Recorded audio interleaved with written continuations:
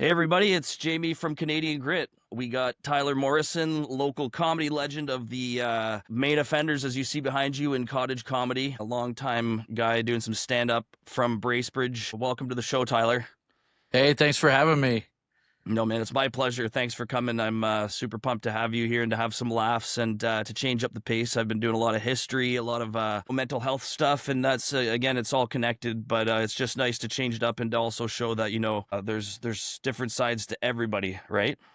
Oh, yeah, So, yeah, that's great. and anytime we get together with anybody who's doing something cool and creating, I think that's pretty awesome too. Nice. I like your setup you got there. It's pretty gritty, buddy. Back It's here, if good ever though. things get cold, here's a Molson Canadian hat that my mother graciously gave me. It's still got the I'm Oh, too scared to sweet. wear it because I'm like, this might be worth something someday. But even if it was, I'd never part with it. But it's like the Elmer Fudd. Yeah, And that's good. I got a classic pair of original Pit Vipers, not to There you brag, go. but they are pretty fast. So I don't wear them Nice. too much because this isn't about me. Able to see what I just picked up here. I was Attention, noticed, dude, Jelly Roll. I was noticing that earlier. Talk about that. attention, Walmart shoppers. If you happen to be in the Bracebridge area, there's still a couple Jelly Roll shirts left. So, and just in case you pussies didn't get one already, I mean, you know What are where you to find waiting them. for?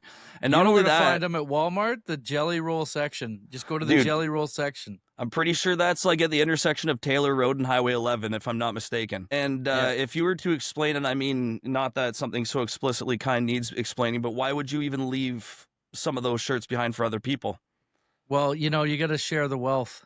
That's the thing, right? I'm about giving back. It's the pay it forward situation. That's why you're here, buddy. That's That's true right. grit. That's why, I mean, I don't throw around the term hero very lightly, but you are, you're in an elite class, man. You've been inducted. I've never met Jelly Roll before, but like a bunch of my friends know Jelly Roll because he's kind of intertwined in the comedy world in the U.S. Didn't know that. Yeah, so well, Andrew Schultz, who I work with on certain things, he's He's friends with hilarious Jelly also. Roll. He was I the didn't know first that. guy I think that brought Jelly Roll maybe into the comedy world. They did a Yeah, he had a song hard time sort together. of breaking in. I knew a lot of people who sort of knew about Jelly Roll, and then again, it was like boom, it just all It was a came.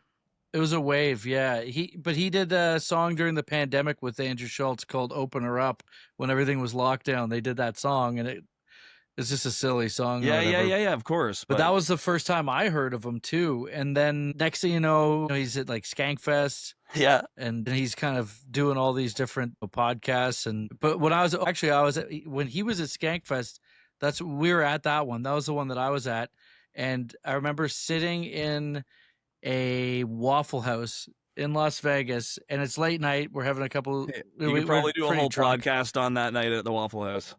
Oh yeah, Waffle House is endless entertainment. But we're sitting there, and there's a security guard, and he has like this 1,000-yard stare going, and something about it was concerning to me. I was like, something's wrong with this dude, and maybe someone just needs to talk to him. Just Yeah, to maybe he just needs something.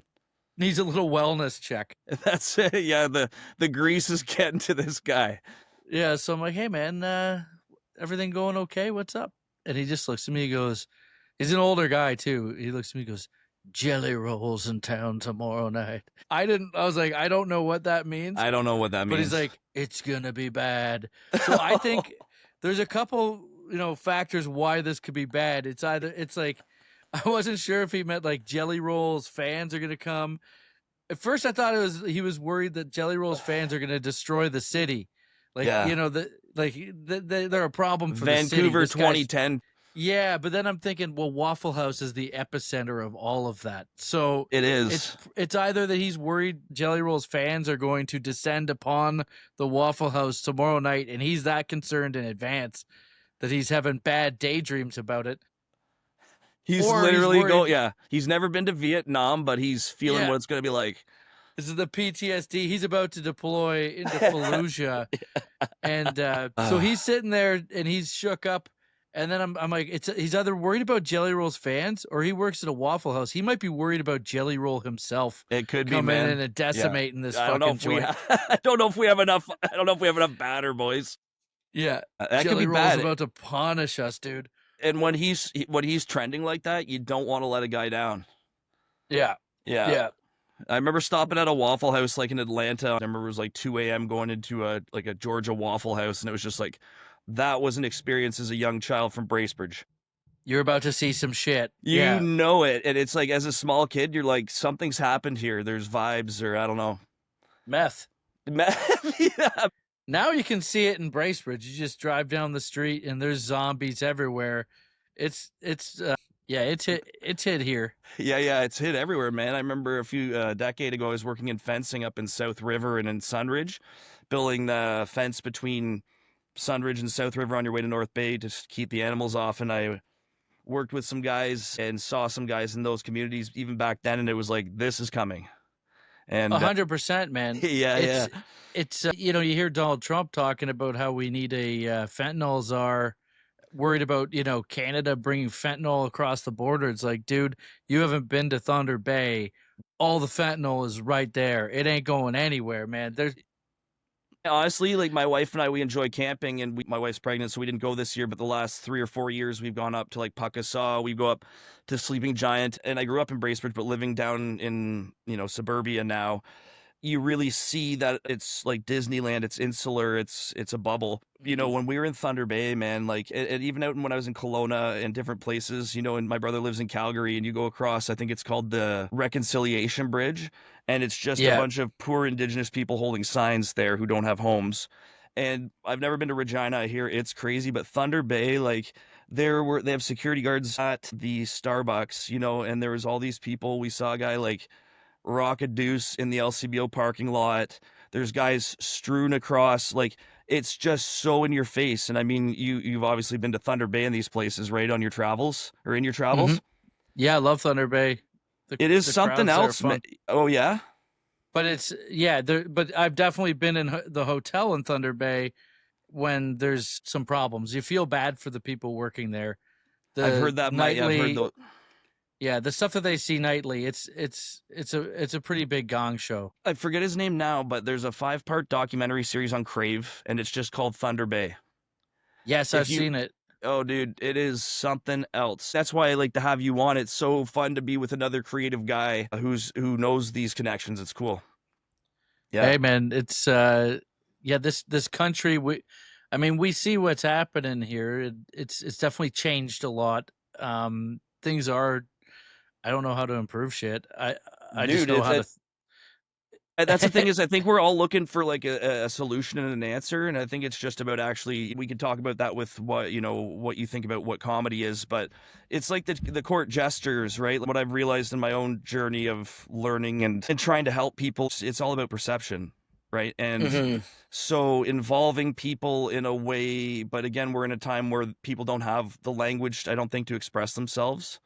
And comedy, again, I love watching, SNL from time to time, but a lot mainly just to watch the Weekend Update. And Yeah. Che always comes on, and he'll say something, and the whole crowd goes, "Oh!" And he's like, "Oh, you love it, and bring it. It's the '90s was peak." And it's interesting you could talk about that, maybe. But comedy in my mind is like it keeps us level and it keeps the playing field moving. You know what I mean? Mhm. It's really important what you're doing and what other people who are stand-ups and do this for a living are doing. Yeah, I think well with Canada, what I think we're starting to see is a little bit more of what's happened in America is the partisan politics have crept in a little bit more here. We're very divided as a country, and you see in America it's been like that for a long time, right? You're either Republican or you're Democrat, and in Canada after the pandemic, that a line was just drawn between everyone, and I think it was a lot of the anti-lockdown, anti-vax versus people that are just more into following what the government's lead is. And so it's like, can you trust the democratic process that we put the right people in place? And sometimes we don't. And there is fallacy in that. And so I think as a country, we got so divided and caught up in this, anti-vax bullshit that there isn't enough, I guess, how do I put it?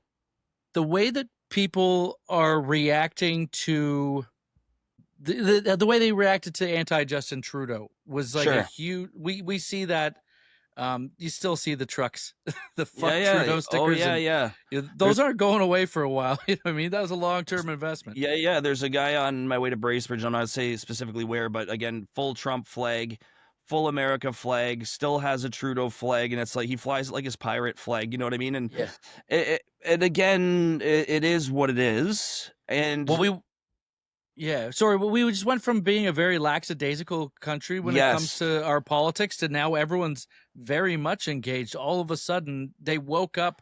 A lot of people, because of these, restrictions that they put on our country during that time. I think people that didn't give a shit about politics before now care very much, or even too much. They made it their own identity, Yeah. and and really, we see, if you change the government, it still takes a long time to reverse all these decisions. You feel very powerless. I think there's a lot of people that feel very powerless, and so that's why we get so much of that negative vitriol online. Oh, yeah.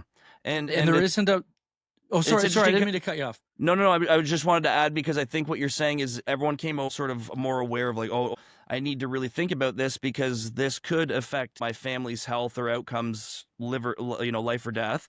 But at a Mhm. time also when people maybe were more out of touch with, or because I don't know if people realized how quickly it all changed, is where's the information coming from? And it's when Yep. people with the internet, social media, it was like, and going back to what you said, so there's like this more libertarian, I got rights. And Mhm. then, Canada is our old slogan is peace, order, good government, and we come from a time where it's like grandpa only had the CBC in the newspaper. And it's like, Mhm. well, I better listen to what they say.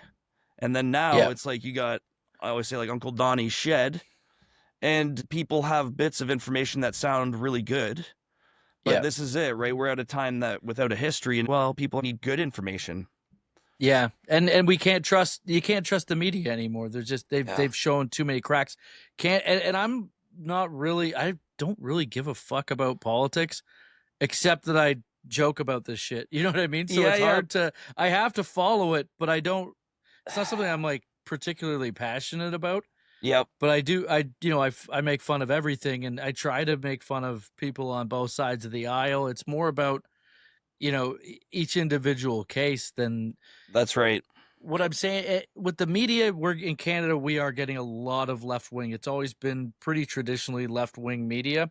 Mhm. There isn't, there's the Rebel News is I guess our Fox, but like Yeah. I've never watched Rebel News in my life. I don't What fucking was the know what one with they're Ezra saying. Levant there too? That It was it. was that was That Rebel. Yeah, was yeah, okay. Yeah, yeah. yeah. So you have that, and then you have, and that's like an extreme versus Yep. CBC, which has gone a little bit Yep. further to the left than in the past it has been, I believe.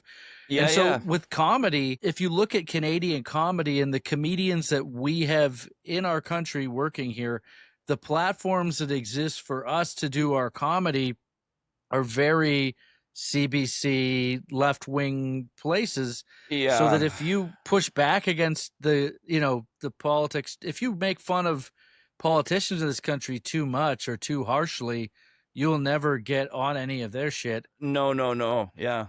So it's like it's kind of weird. I've always found it that those institutions, those media institutions, with their comedy have been very safe and they're very curated to make sure that the political satire doesn't sting too much. Yeah, and So that they're controlling the jester, right? Like, and yeah, yeah, yeah, and that's the thing too, and that's also really interesting to talk about because what we were talking about earlier is that the whole point is to sort of keep people, you push them, and it's like one comedian, I can't remember who says like, I make a cheeseburger, and whatever you take away from it, I can put out the same thing, and whatever you all take away is going to be your experience because it's based on your reality or what you're ready to just hear as comedy, mhm, or it takes an open, critical mind, I think, to really engage with that. And with that too, by creating, I know recently or yesterday I was reading an article, that was what I was trying to say, is Spotify. A lot of artists are saying, well, I'm getting no profit sharing from what my art is producing. And I don't know the whole story, but it has to do with the CEO or creator of Spotify using the money to invest in weapons or something. yeah. And even a lot of Canadian artists, I love Big Wreck. There's Luscious, the band, and talking about how hard it is as a live music group. Sky Wallace is who we were talking about, just going back. She was in The Walrus. She's really sweet. She's about to have a kid, and she's still out rocking. Is it Jan Arden? No, it wasn't Jan. Oh, it wasn't an article about walruses. Oh, that's hilarious. So it was July. Yeah, the walruses. Yeah, That that would was be. pretty mean. That was pretty mean. I'm so focused. I'm now getting your joke. Well, yeah, man, if it's sitting there. So it's That the joke death was a of little insensitive. the death of the middle class musician. Hey man, you know what? But again, this is what so that's it, right? Like again, these are the things that are changing, right? Like, and they're changing faster than they ever have. Sky Wallace, she deserves the shout out because she's doing a lot of work for Canadian musicians.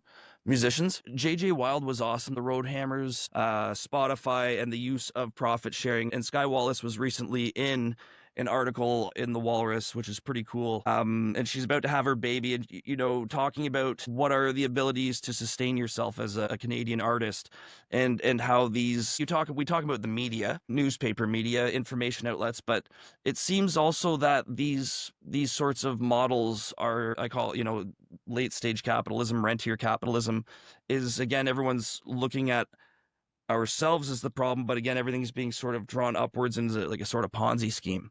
And Yeah. so people who really want to continue to produce art and Canadian culture, and how we've gone to this partisan bipolar is like, well, we've been consumers of American culture as opposed to producers. People even wanted to say, well, why are you trying to protect Canadian content?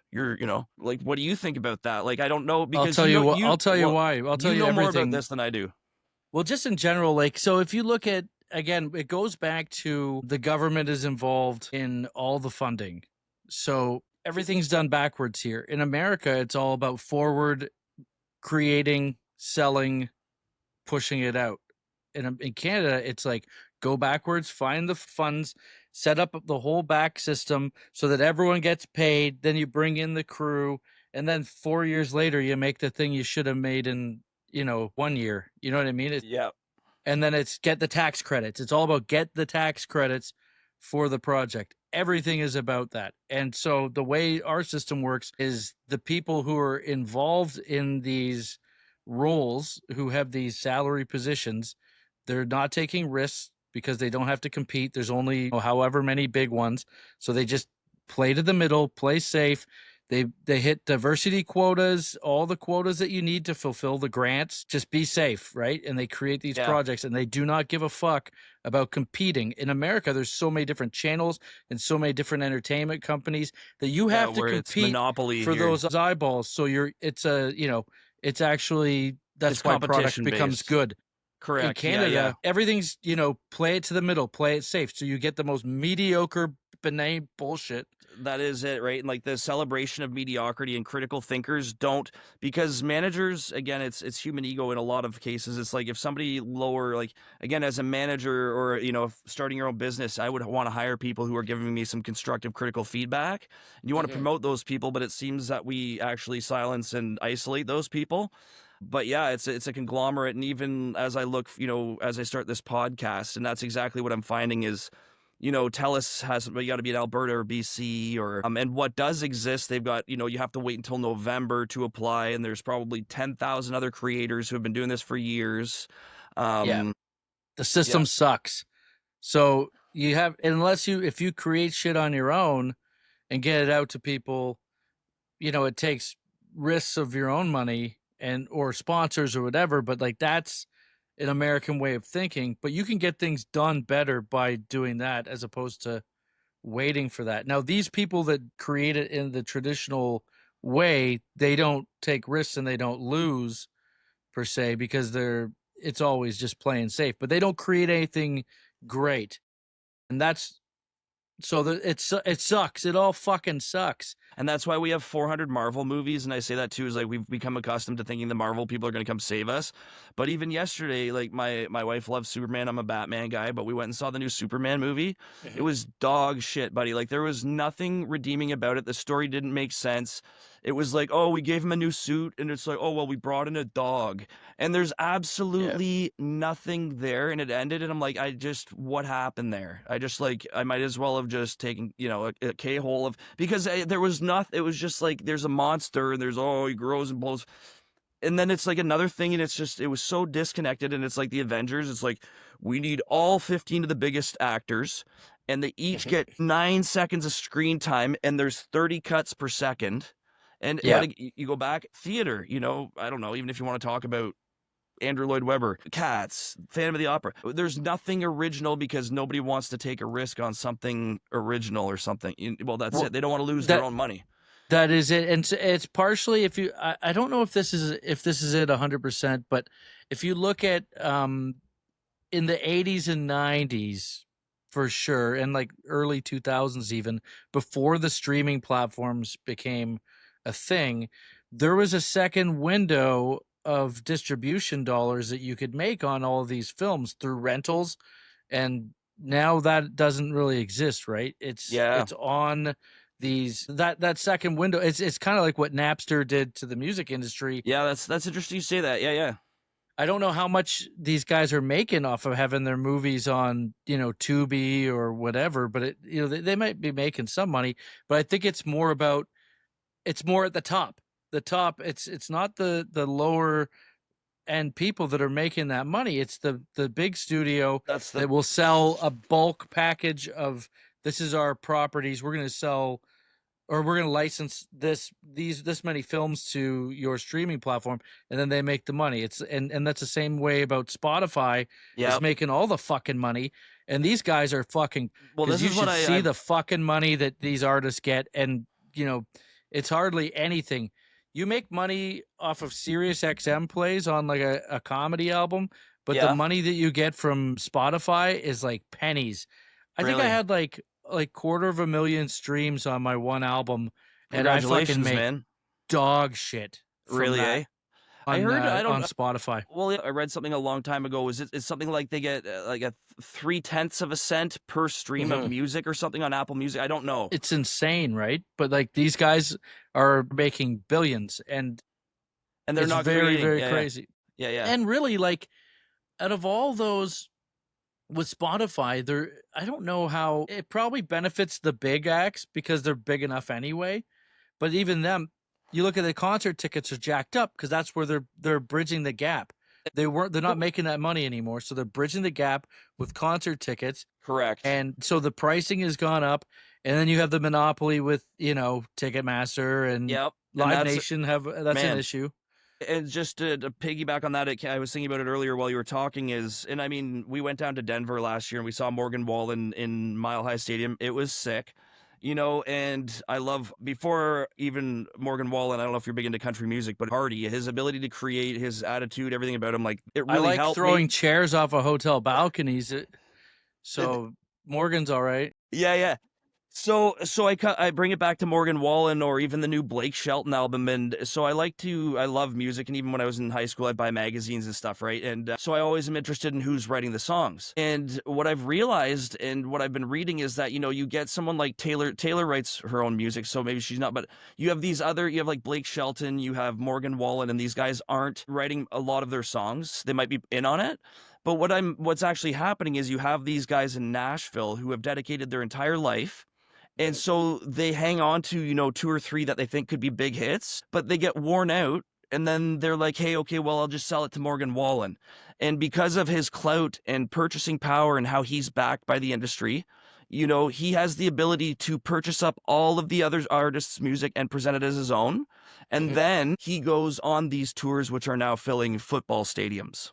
Yep. And that's all part of the same thing, but nobody, and that is also harming creativity because it looks like Morgan, and he's, he puts on a great Yep. show. It's a power vacuum, right? And it's Yeah. that happens in pretty much every industry. You get, like, look at the Tonight Show or all the late night shows. They have a team of writers underneath them that Yeah, yeah. are, they're trying to get their break, but it's nice to get a salary.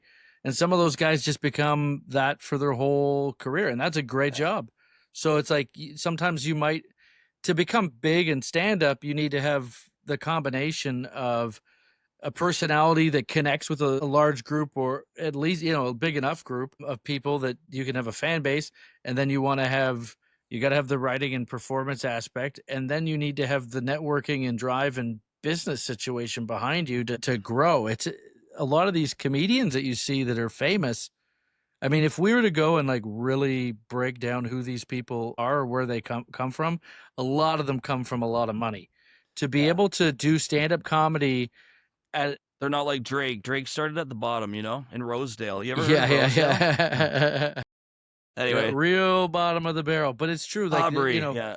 if you look at them all, like, I mean, I could name some because it's not a big secret, but like, Amy Schumer, look who her uncle is, Chuck Schumer. Like, these people come from money. Yeah. Nick Kroll's dad's a billionaire. The Greg Fitzsimmons, like, he went to the same private school as Nick Kroll. And not to say that they're not good comedians, Yeah, of course. but a situation exists for some of these people where it's a little bit easier to live in New York City or wherever a competitive market is to focus on art. Where, if you're working a physical labor job 12 hours a day and then trying to go out and bang open mics and write, and you're at a disadvantage, is all I'm saying. And even in hockey, right? Like Zach Hyman, I mean, I don't know him, but you hear stories, or Mitch Marner, and they come from these families in Yep. Toronto, or and Zach Hyman. I mean, a lot of kids get these opportunities, and I don't want to say squander them, or they don't know to appreciate them. But then you have apparently like his, Hyman's ability to like focus and get it done. But again, his father, I don't know how, but again, apparently was very wealthy. Yeah, it costs money to play hockey. So if just to get to the And the level where you're networking, playing right? AAA and stuff like that, the amount of expenses that come with that, just to get the equipment, let alone for a blue collar family to afford hockey equipment now, is insane. And now imagine your kid wants to play Tournaments, goalie. travel, yeah. The equipment's even more expensive, man. So the higher up you get in hockey in terms of like the traveling, like you said, the tournaments, the more expensive it gets. And so it's not a very inclusive sport in terms of the costs that go I've with said it. it's become kind of like polo, man. Like, you know what I mean? It's like polo's a cool sport. I watched the whole Netflix thing. I'm like, this is sick. But when you think about it, it's like, who has a horse? And then it's like, let's put croquet or whatever. It's not croquet. It's way cooler. But let's do that on a horse, Mhm. and even who sustains that. And again, hockey is, I think probably back in the early 2000s, the closest AAA team to Bracebridge was Rama. And Yeah. I think it was probably about $3,500 just to be on the team. Yep. And that's way more now. Yeah. Oh yeah. So, but it's The like name the everything. name the Predators was pretty apt. The rip. Someone was lining their pockets with these, parents' hopes and dreams. Oh, dude, they still do, and that's it. Is the older generation sort of imparting this sort of pipe dream on a kid, and it's just like, man, to go do that 7 days a week, it's a lifestyle. But Well, it isn't to try. You have to, I get, usually you have to identify pretty early if this kid's got a shot at it. And then half of that isn't really going to be, the kid really has to love it. oh, that's and We that's we what, have yeah. friends who've played pro hockey, and like, I don't want to name the names, but like, I watched this guy Bobby Orr, not, Wayne Gretzky, Peter but I watched this Forsberg. kid not have a childhood. You know what I mean? Because he Yeah. was like in hockey. No, and It's that's like what we're people all at the understand. Yeah, cottage and he's dry land training. yeah, It's yeah. like And you the see kid's these. fucking 13. Like, what the fuck? I know, and You that's know? why I don't want to. I wanted to do men's league, but then, and even soccer, man. Like, you get these guys who are like, "Oh, I would have been Pele." It's like, no, dude. I Or, would have been Pele. but you know what I mean? They act like it, and then or to be the one that really blows my mind is Major League Baseball. To go spend an entire weekend at the Diamond, and like these guys play, what is it, 151 games, or is it something? It's a lot.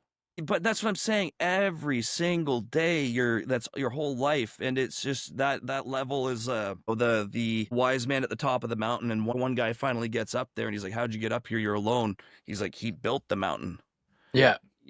and that's what I'm realizing about the podcast. Like we were talking a little bit about that, is you got to put a little bit into it, and you just keep building, and like, all right, I'm gonna do it. But yeah, it's turning, it's enjoyable, and it's, connecting and getting these stories. And that's it, is I think people just through mass media and everyone, this pop culture has almost become imposing, as like there's no choice. And so when people get a chance, especially with local faces, And I think in my own research that as we move forward, that local people and communities are going to have to matter more than the internet. Like there's going to have to be a local, in Bracebridge, it's like, okay, well, who's who and who can we trust and build information that's meaningful for us. And that's Yeah. what we're doing, right? Because we're all looking externally, like as to some definition of how to live or what we should laugh at. But it's like we're all like, we want to laugh, but we're deciding not to. Yeah. Well, I mean, it's sort of, how do I put it? It's tough for getting information now, and Canadian information, because of what happened with Trudeau putting that, I guess he froze out the big social media platforms. Like, they all said, fuck you. We're not paying, right? Is that what With happened? Well, I'm just trying to, there was the thing when they cut off the sharing of the links on Facebook. Yes. Yeah, yeah. Yeah, That yeah. hurt a lot of It these local media I places. agree. Yeah, And yeah. it's been rough watching them. Like, I know the people that I run know, I these know. things up here, and like watching these traditional media small town outlets get killed by this has been pretty sad. And it's tough. You don't get that information locally. So, And the we're funding, we're the we're funding, getting right? Like, and we're getting hit with all American fucking media now. and this is it, is like what we're all like, and we all have digital media and phones, so it's like what is actually accessible and easy. It's like, well, I have an iPhone. Yep. There's not Bracebridge media and music, Yeah. but we got Apple, so everyone's just like, well, this is what I got, so we've become inundated. And everything that we look at, I mean, I always say is like, yeah, going through the pandemic, I came out and said a lot of stuff politically, but again, I think it was misconstrued because I was really trying to come from a human position of caring, not either one way or another, but based on the information I had, and trying to say, I think that if we have this version, and again, there's problems everywhere, but without the 40 million Canadians behind the change, we're not going to be able to do anything. Hmm. And so when we go back to something like the cancellation, I agree, because it hurt everybody. But that is like everything else these days with cancellation, right? It's like, well, we don't know what to say, so just shut it down. It's the mental health thing and stigma with suicide and mental health is like, we don't know what to do. But you know what? If we just talked, it's like we don't need a solution today. But if we just sat down and talked about it, we could probably come up with some pretty decent ideas. Yeah. I don't know if I'm just rambling or if there's some sense in that. Yeah. I mean, I don't know. I don't I know don't know anything. either. But that's it, is I don't know anything either, is that I think what I'm saying is the blanket response to canceling that, like saying, well, we need to cancel this, people are getting misinformed. It's Mhm. like prohibition of liquor. You just had it go underground. But they didn't. Did they cancel the media because of that, or because they just wanted more money from the big? They felt that they should be paying, like Google and Oh Facebook. yeah, yeah, yeah. Oh, That's what that, yeah, I. yeah, yeah. Sorry, That's. yeah, I see, I see. It wasn't about shutting down misinformation. It was more. Now it was. I think it was, from a selfish standpoint of Justin Trudeau. It was probably a good thing because he was getting hammered by all those media places. If you can quiet things down that way, Yeah, that yeah, doesn't hurt. But he guised it as a it was the money play was what made them stop, doing it. yeah, yeah. But that was maybe a way to shut people the fuck up about criticism. Well, and again, and I think a lot of people through my post thought I was always like pro Trudeau, and it wasn't. It was with the knowledge I also have of following this stuff for like over 20 years. Hmm. And on both sides, and it's not to go back into any of that because it doesn't matter, because it was about moving forward in a way, because what I think what we were talking about earlier with the conglomeration and the way up, I just had enough information on the other side to say we're not going to get anywhere better that way. And even though we're screwed, I was trying to say within the system we have, I think what will give us more options now. And I don't know, maybe people, and it's never being, for me, it's not about being right. And I think that gets misconstrued, and why I started Canadian Grit. It's not really for my ego. It's like, because as a teacher and an educator at heart, like as a kid, I was like ADHD and everyone, questions, questions, questions. And part of it is like when you act out of care, it's like, hey, be aware of this, Hmm. you know? And then I'm not saying I have a crystal ball, but so it gets misconstrued, and this is the environment we're in. And so the ability to dialogue, because nobody ever said, well, I'm not a Trudeau shoe licker at all. I really liked him when he got elected, But when you started to hear all this stuff about Chrystia Freeland, Jane Philpott, and so she quit the government. And so there were a lot of things actually about Trudeau. And towards the end, his manipulation and things like this, it could be to hold on to power. Yeah. And see, and that's, I think, internally why they decided, buddy, To you gotta kill go. Barry and Honey Sherman. Buddy, that's, I don't know how you knew what I was gonna say, but that story sits in my mind, bro. There's some. Did you see the I'm not saying documentary that they about did that? that, but I'm not saying they did that, but there's, you know, You're some not saying it, yeah. there's some conspiracies out Yeah. there. Oh, yeah. Oh, I didn't know. No. Dude, can't be held for liable for what you didn't say, my friend. Mm-hmm. The Pizzagate. Yeah, Well, they're no out there. one's gonna get held accountable in this country. No, the lizard people. No, and that's a huge thing, dude, is accountability. And I think like anywhere right now, and that's a huge issue with the internet too, you know, and how do we want or do we need accountability? Because again, we talk about common sense, but with no accountability, that it's true. And you go around and I think a lot of people, and it was sort of like hyper blown up by the pandemic, is this disdain that a lot of people, you know, when we were kids, man, I don't know, there was even embrace smaller town. It's hard to tell, but there was this sense of, yeah, and I think it's with the boom of population, there's this like anonymous, you know, there's so many people now, it's hard to know everybody. Like, and so that's There again isn't what, there isn't a sense of community in the town that we grew up in now. It's big enough that you don't have to know everyone, but it's very fragmented, I find. well, and that's it, and that's what's happening in schools, everywhere else, is that there's that loss of connection, you know?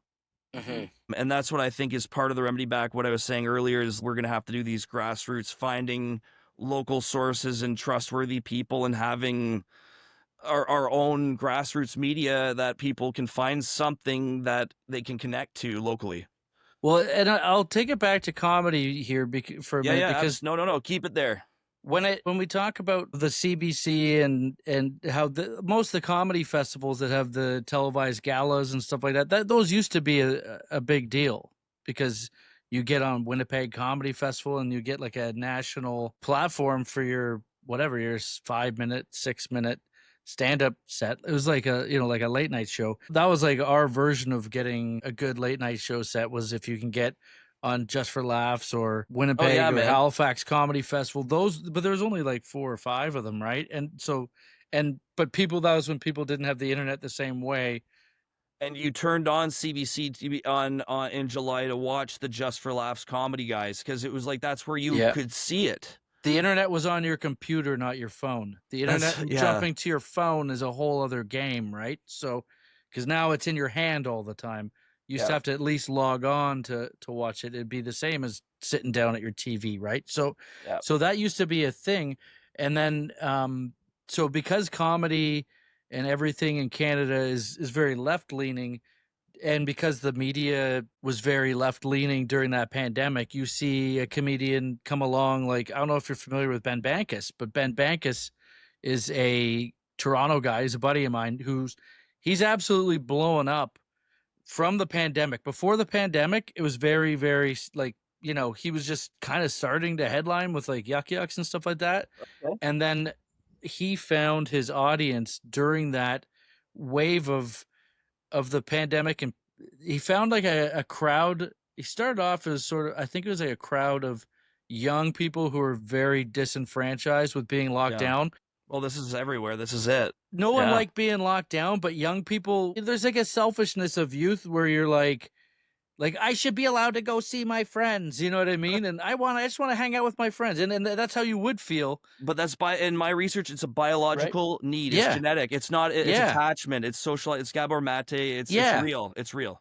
No, exactly. You're gonna feel that way, especially if you're young. And then the older people are like, maybe like, hey, maybe we should like just wait and play it safe here to make sure that everyone's okay. They forget they were ever young, you know, like there is that. And then so they were doing these like park shows, like outdoor park shows, and they were getting huge crowds. And then they were doing like these underground shows, and like, you know, and so young people are attracted to that for the, you know, a lot of them. And he built up pretty quickly online because he's very critical of Trudeau, very critical of Theresa Tam and all these people, and he made fun of them mercilessly. Oh yeah. And his comedy was definitely more leaning to the right, and there just hasn't been anyone that's focused in on those core issues that are pissing people off on Well, that side of the aisle. and this is the democracy. Yeah, when we're talking about politics, like when we're moving forward, it's exactly that. And I think why I wanted to do this is because I understand you go to rural areas versus suburbs. And as I've done my own learning, you go through Canadian history, like Ryerson, who got canceled. I wrote an amazing paper on him. They're just products of their time, and he was doing what he could do to mobilize people. And it was based on their local hardships and beliefs. So what's been happening is like people exactly say, is like, well, fuck that. And it's like, we need to control that. And we've taken away aggression. We've taken away emotional intelligence. And so what you're left with is a bunch of people who are just, bop, bop, bop, bop. And as soon as there's an outlet to feel something, I believe is like there. Do you remember back in the day, like if someone was being a fucking douchebag, you could Dude, just punch him in the fucking head? Remember like that? We We have have a a lot lot. of people that are just holding back those head punches for This how is many years? but it's not, but it's, and you know what is like, and people are like, well, what you're saying is not true. It's like, but it is. We've implemented these thought processes that are socially constructed, and we're now overrunning thousands of years of human biology of tribal living. And Yeah. it all goes back, dude. In 2011, they proved that all humanity came out through the Arab Peninsula from Africa into the Middle East, and then the whole planet went from there, and that we're 99.9% genetically the same. And it's just like when you look at all of this and all of the things that are fragmenting us, is we need to bring it back to basics, and just like Look how excited everyone is about that fight, the golf fight that Nick Tarnasky got in with the guy. exactly, You saw that, dude. right? Of course, everyone Oh, saw it. dude, and there's But he's being a douchebag. He's given like so many chances to get out of it, and then he gets pumped, and everyone is fired up about. Like, it just feels good to well, see someone that deserves to get their ass kicked get their ass kicked. and there's something to say stupid things, win stupid prizes, and that goes back to what we were saying earlier on accountability. Is like, if you're willing to, and part of the ninja keyboarding or warrior keyboarding, I can go on and attack Tyler and Jamie, and all these guys think they're alpha or whatever, but it's like, no, man, like the way you and me were raised at the hockey, or we're like, man, at 3 o'clock, you remember down at the bus stop, and then there'd be like 500 kids, and the kids, and then all of a sudden the circle would go boom, and there's just two guys socking each other. Mm-hmm. And it also, what my whole point earlier with the evolution of people is, Feels good to watch. well, dude, the Colosseum, people, I teach in Rome. They literally like launched guys across the whole thing, like, and crashed. They put a guy inside of a steel bull and steamed him alive and rolled him around so that while he died, his cries came out like the roar of a bull. And thousands of people are there cheering, right? So we need these energetic outlets. Oh, for sure. And then the way that look at hockey. Hockey's a great example. The way Wow. they've neutered the game of hockey so that Football, there's very little fighting. Football, you can't hit the quarterback the way you basketball, everything's a foul. Yeah, so they've softened our sports, and sports were sort of like that was like the fan aggression outlet too, right? Just to see that and to live vicariously through that. It's like, okay. In my MA, I had this amazing prof, dude. He's written three books, I believe, on how specifically football in Europe. He's an English guy, Dr. Alan McDougall. He was an amazing professor. He was my master's advisor, and one of my courses was a European history of sport. And we did a whole unit on hooliganism in soccer, and like the mobs and these guys. And again, you look all through time and how the state used sport especially in totalitarian and communist regimes. Mm-hmm. Very interesting stuff. Like, man, we were sitting there one day. We did a whole thing on the Tour de France, and all these guys back in the 20s were just snorting cocaine. Wild. Oh yeah. But again, it's just like sport and all of this. It's true. Now we've gotten this idea of what it should be. Doing nose beers off your banana seat. Dude, yeah. Bring back the banana seat. Nose beers on the banana seat. Hollywood's Macho Man Randy Savage. But that's my whole algorithm is just Macho Man Randy Savage. Dude, it's all it is, brother videos. The cream rises to the top, brother. Yeah. Oh, yeah. But, and I think people, the external censorship too has become internal. Like, people in their own mind, I think we've all sort of come to believe in a way that people can read our thoughts. So when you hear an offside joke that people would have used to, you'd laugh at, you're like, "Oh," people are like, "Oh," and then they really fragment because they wanna laugh, but in their mind, they're like, "Oh, I shouldn't laugh at this joke." Yeah. But really there's a release in feeling it. Well, in comedy, and I'd say it was probably around 2013. This is when you started feeling crowds really start to tighten up. Oh, yeah? Yeah, because I started when I was 18, so it would have been the end of 2002 when I started. And back then, you could just go on stage and you could open with like a fucking dark, dirty joke, and it would just Yeah, hit. The crowd was ready for it. You know what I mean? absolutely. They're loose, right? But then all of a sudden, around 2012, 2013, people started getting wound up, and it was kind of the original Twitter, people getting canceled. It just kind of had started there, and it filtered into the audience being like, "Oh, I don't know if I should laugh at this because I don't want to be seen laughing at something inappropriate." And so they're always looking around. It's just like if you do comedy at a corporate event and it's like a whole company there, they all look to the boss to see if the boss is laughing. Exactly. And Yeah, if the yeah, boss yeah, laughs, yeah, it's okay. yes, Well, now it's yes. like in the club and they're looking around like, I don't know. Like It's it's that peer review. yeah, Yeah. so I found that, like, with what I was doing, I had to get a lot better at I call it, like, you gotta break their guard. It used to be a freebie, they're ready to go, but then sometimes you just gotta, like, do enough stuff that you have to make them trust you Oh, right away. there's my cat. Nice. You gotta make them trust you, and then you start getting permission. You build out your, uh, your A base, trust. yeah, and for to go further, right? They have to know that you're good. But back in the day, you could just come up and say something fucking wild, and they'd be Yeah, on yeah. board already. But you gotta get them to let their guard down. Crowds have been they're getting a bit looser now, I think, like, since the pandemic did a It's bit coming better. back, and that's Yeah, good, yeah. I'm feeling that for sure, that things have changed, like, very rapidly, yeah. and there's been this release, and people generally, I'm finding, are happier and coming out. I'm seeing people at festivals and things that I've been going to more. But look at the comedians that are huge right now. The comedians that are huge, that are selling arenas that when they come to Canada, but in the States and everywhere, but they're all politically incorrect comics, all pretty far, they'll go far. Like Andrew Schultz selling out Yep, arenas, Shane yep, Gillis selling yep. out arenas. Those guys are pretty big time. And Tim Dillon selling big venues. So all these comics that got huge over the pandemic or just before, it was just all kind of these guys are selling big rooms now, but they're all American. There are no Canadians that are selling huge venues other than Russell Peters, who is a product of sort of the old Yes. model. Actually, he's not old model. He's the original viral comedian. Yeah, yeah, So, yeah. so When did that all start? Like, would you say, like, what was he, 03, 04? I'm trying to think when it wa yeah, probably around like '03. Yeah, Yeah. '04. That's when. So actually, I'll tell that story that I heard the story from a comedian named Ron Jossel, who, if you don't know Ron Jossel, he's Canadian.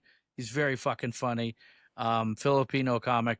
And he was touring with Russell. This is before Russell's famous. Russell, I think he was just sort of maybe had one foot out the door with Yuck Yucks. He was a headliner with Yuck Yucks Comedy Club chains for years. And he's just trying to figure out the next phase. I'm pretty sure his dad had just passed away. He was kind of Russell was in sort of a tough place Yeah, he told in a lot his of jokes about his dad, right? His dad was a big part yeah. of it. Yeah, yeah.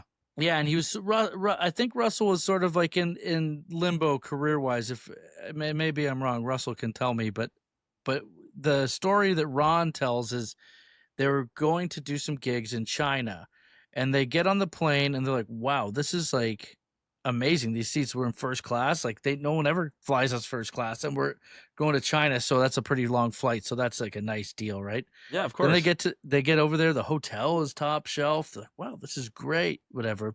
Car comes to pick them up to take them to the gig. Going over to the venue, and as they're coming around the corner, there's this huge lineup of people, like lined up around the block. They got signs, like Russell Peters signs, all this shit, and they're like, "What's going on here? Like, are we being punked?" Like, that's exactly Really. what In yeah, that China. in China, and then they go into the backstage, and Russell's like, "Hold on a second, like, how many people are out here?" And he says, like, this crazy number, the producer, promoter guy, he's like, "There's, like, I don't know how many. It was like thousands of people. He's like, whoa, whoa, whoa. Are you? It's like, why? What's going on? He goes, haven't you heard? Like, don't you know? Do you know what YouTube is? And he's like, Yeah, no.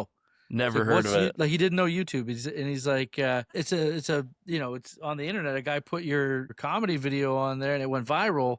You're the Man, most famous comedian in the world right now, good and it's internet. just Yeah, he didn't even the know. classic internet days, man. But like sometime between him traveling over there, this thing blows up.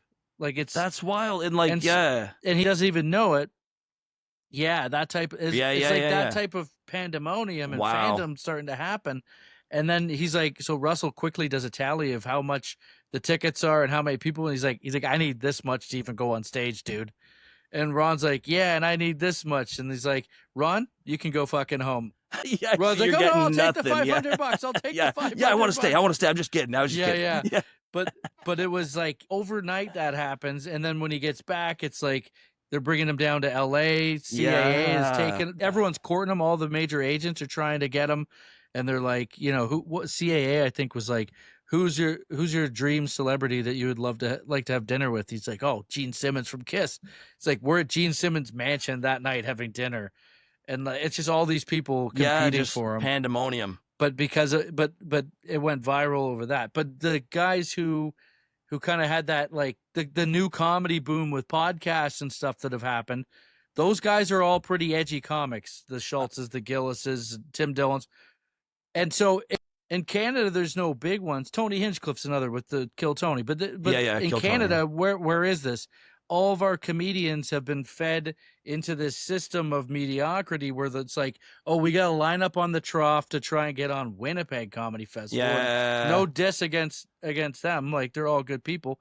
But it's like, it's not the same. Like, we're playing into the wrong system here. We need to have a different. There's no podcast that you can just go on in Canada that's a huge podcast that's going to like get your fans up. That's You right. got to go to, you got to get the Rogan bump, or you got to go on Yep. the Well, and that's why I was American saying ones that are like big. all There's of us, and nothing even here. with Sky Wallace, and that's what I'm saying is like we need to develop a Canadian model Yeah. that doesn't quite exist, and it's like the same thing as like a local Canadian stream, and it's gonna probably have to come from I'm thinking private funds and a collaboration, or like almost like Yeah. a co-op.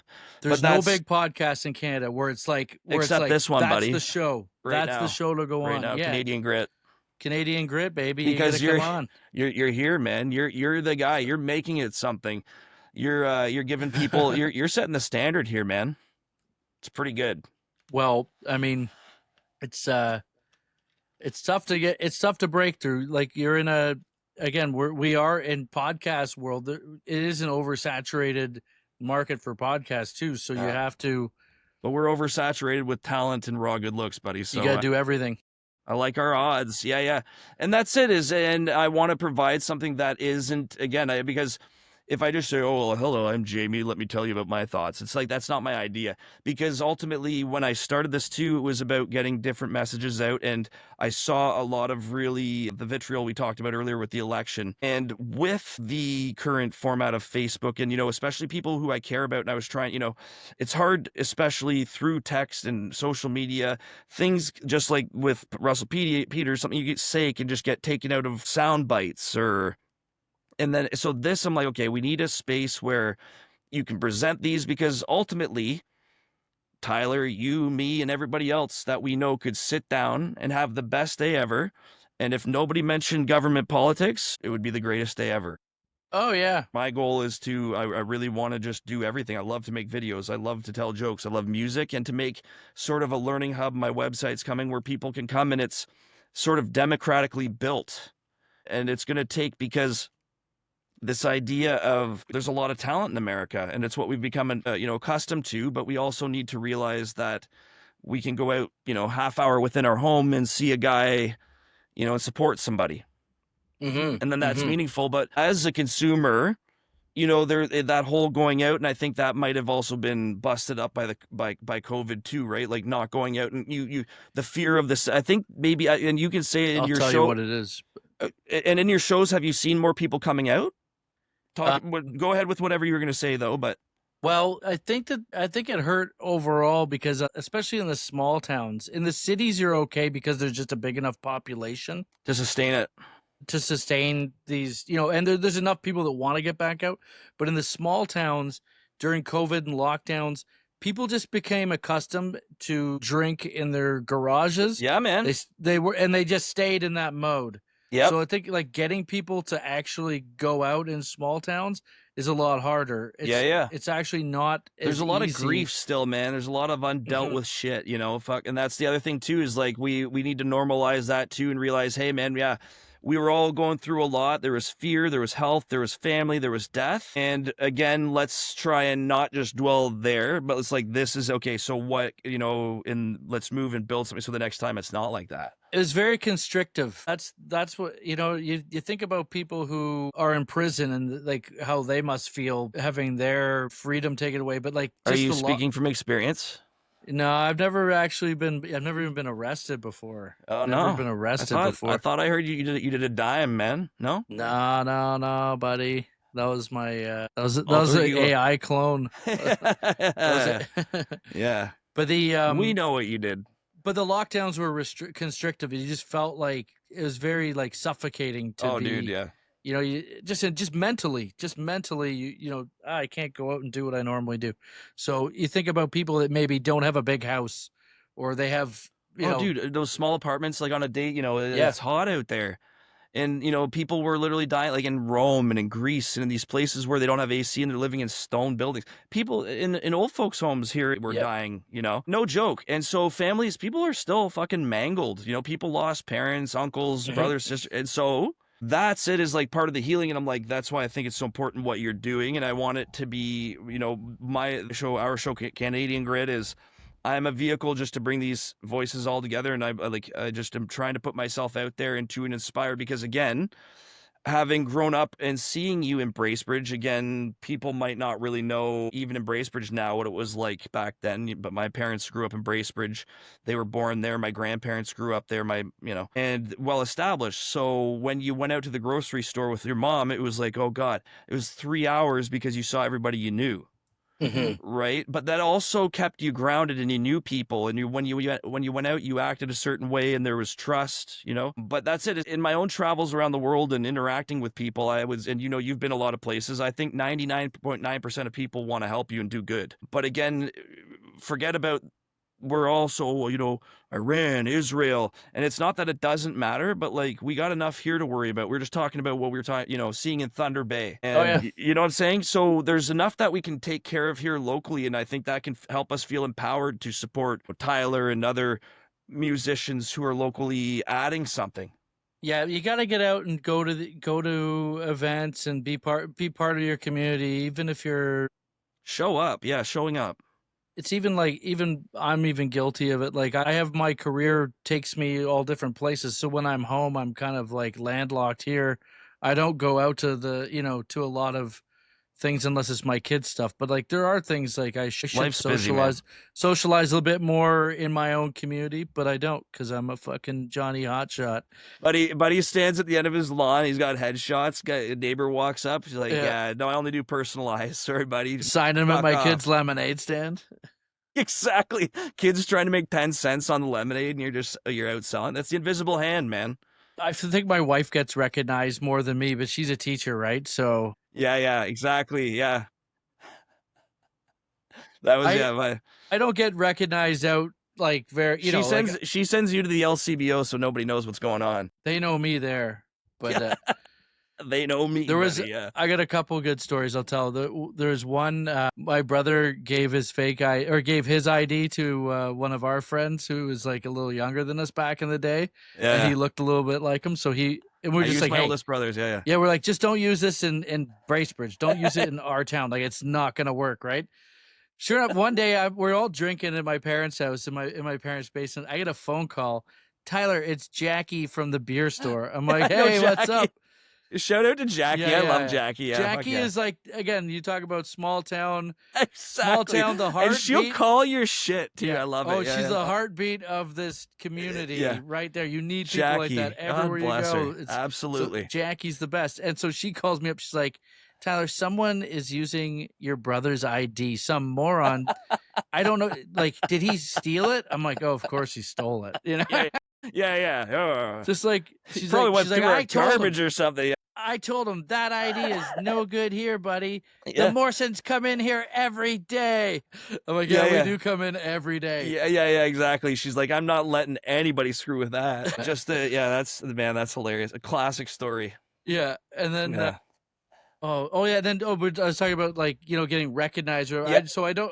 I'm on TV once in a while because of I did the Roast Battle Canada show, so sometimes I have people come out to the shows because I've seen that. But it's on Bell for like I don't know how it airs a couple times a year, right? And then it'll go into Crave, and how many people are watching it on Crave, I don't know, but I do get some fans that come out, and I'm always like a little surprised that Well, and the other thing too, yeah, let me know, and I'll be watching, and I can help spin that stuff out too to whoever I can affect, or yeah. impact. Absolutely.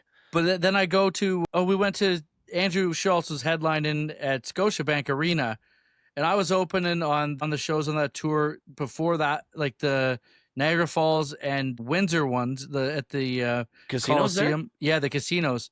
Man, that's So I was big. Good for you, buddy. so I That's was awesome. doing thank you. Yeah, so I was doing those shows, and then he has a couple dudes, Mark Gagnon and Derek Poston, hilarious guys. They tour them all over the world, right? So Yeah. in Canada, I get on some of those, but they were coming in as his first arena show, so they were opening on that one. But Schultz hooked me up with tickets and in the works, obviously, Yeah. Cool. which is super cool. And so Jenna and I went down. My wife, we go down to watch the show. It was our anniversary, and it was great. We're walking in though, and we're walking to Scotiabank Arena, and I hear someone go, Tyler, and I look over naturally, and it was just someone whose order was up for like French fries at the restaurant, and my wife just starts giving me shit. She's like, they aren't calling you, that no one knows you here. I'm like, oh, come on. It was like, they said my name, Oh I'm my gonna God. look, right? Yeah, It's like yeah. an instinct. I don't Yeah. think I'm And some you know what you hot should, you shot. just go over and you sign that little chit that they hang from the little mag, the orders Yeah. up, and you just go over and you sign your name. You're like, you wink at the guy and you go take your Yeah. seat. So I'm getting beat up for that. Well, we go into the Yes, arena keeps area. you grounded. Yeah. We get our seats. There's no one around us at this time because we're a little bit earlier. And so I'm like, okay, I'm going to go get a beer. I go back out, I get a beer. When I come back out, now there's people that are in our row beside us.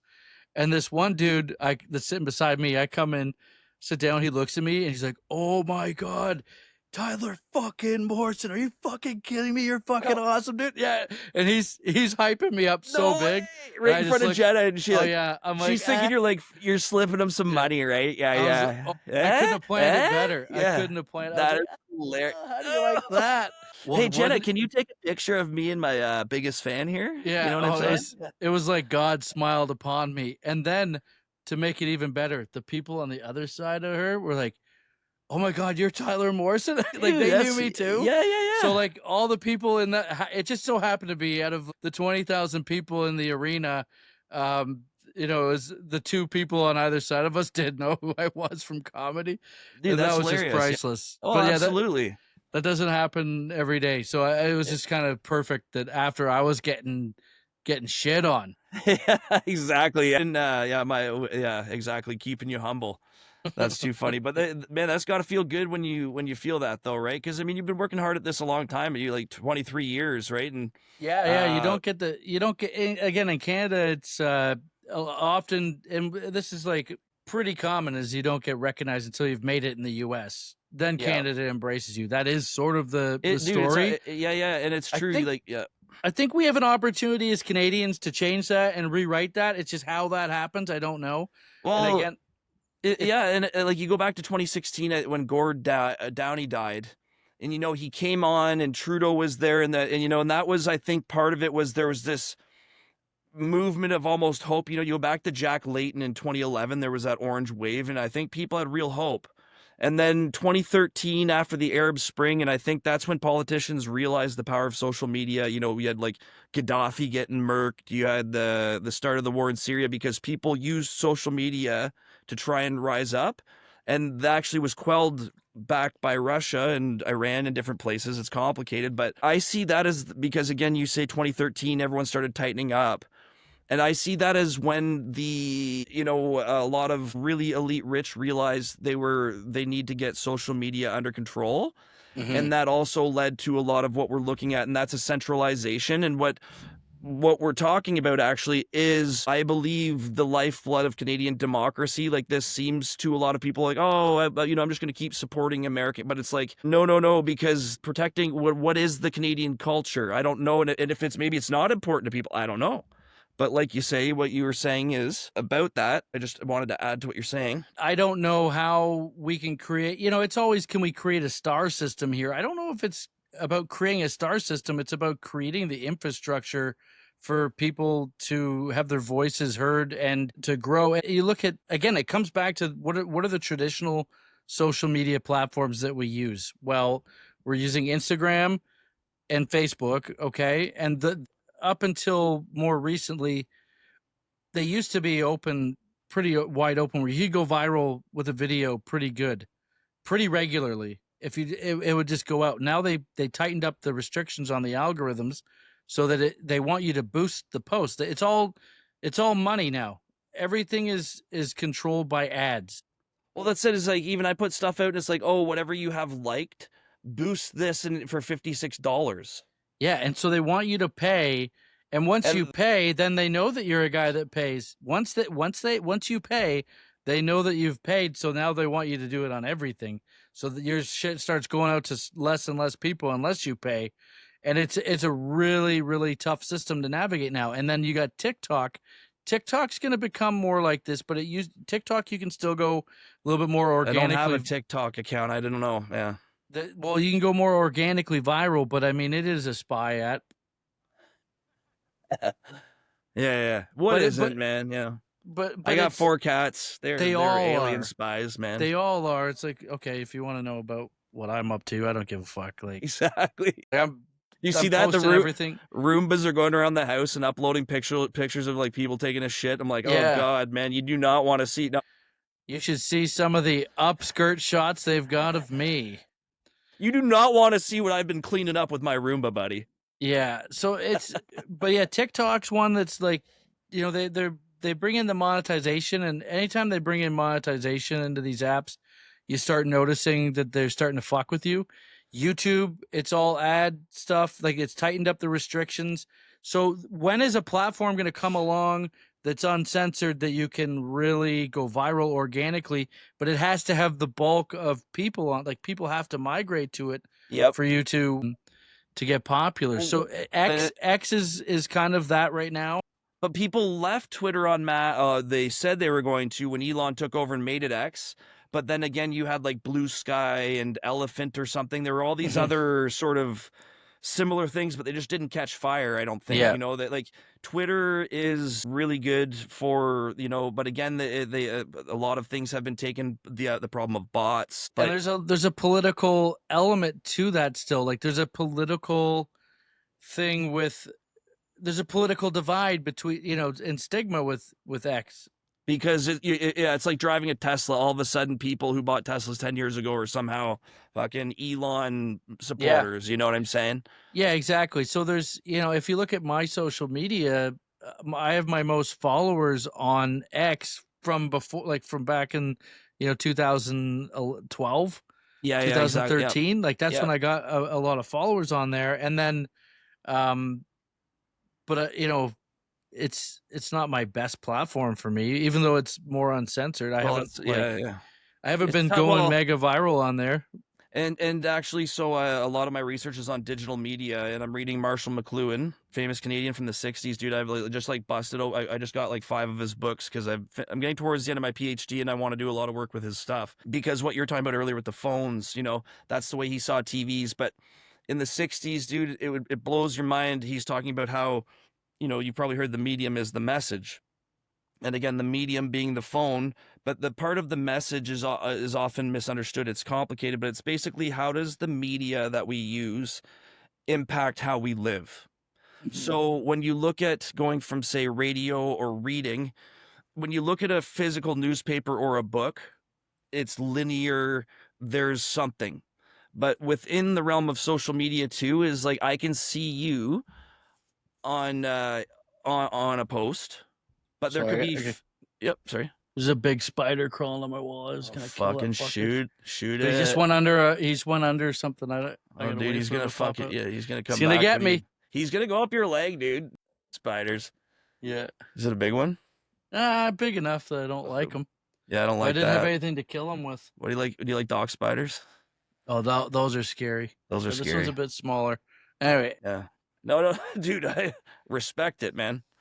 You show respect to that spider. It's fucking, yeah. What's that? Yeah, arachnophobia. Jeff Daniels. Was he in that? I think yeah. Goldblum. Jeff Goldblum. He was the Fly. Yeah. Arachnophobia might have been Jeff Daniels. Yeah, it's been a while. But yeah, so the message is how the media changes our perception, right? So I always talk about Ready Player One, but if things don't really change, it wouldn't surprise me if that's the way we sort of end up, if you've seen that movie. Yeah. But like when you're talking about comedy and I think when you look at even X versus Instagram, it's more linear, it's really text-based. And I think also that's why you would find maybe older generations like Facebook more than Instagram or, Yeah.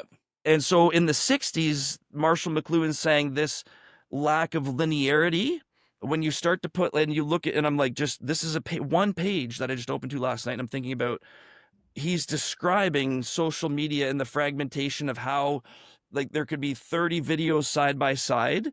So I can go and watch 30 reels that are 30 seconds, but it doesn't create anything in a narrative arc for me to take meaning out of it. So people were literally just sort of become zombies. Yeah. And it's just passive. And it's like it's actually a desire and thirst to be seen and to find knowledge, I think. Yeah. Well, but it's the attachment. This is interesting. Like I was actually watching excuse me, something with Quentin Tarantino was talking about. Who's that? Who's that? He made the movie 4 Rooms. He was one of the people. And Armageddon. Yeah, so Tarantino was talking about Yellowstone and how he really enjoyed watching Yellowstone or whatever, and like because it's these characters are all entertaining. And I liked it. Yeah, and you watch from one to the next, but then like modern Dallas or something. And it looks like a movie. It's shot very cinematically, and Kevin Costner's great and all that. And then so good looking. Field of Dreams, buddy. But he goes back and he says like, but then there's like, how come I watch like these great Western movies from the past and I can remember everything about them, but I can't remember anything from Yellowstone. Like you don't remember the plot. You know what I mean? It's so. He was also high on cocaine. Yeah, but it's the consumption of those shows are disposable, like because the storylines always change. That's right. That's right. It's more of a soap opera. Like there isn't anything. Like because it's like always something new and everything's changing each time, you don't really like hold on to that. Superhero movies, right? Yeah. Like Captain America, well, let's make him black. And that's not to be racist, but like you haven't developed or created anything memorable. And when the first Deadpool came out, everyone's like, whoa, because he was swearing, he was breaking down that fourth wall and talking to the audience.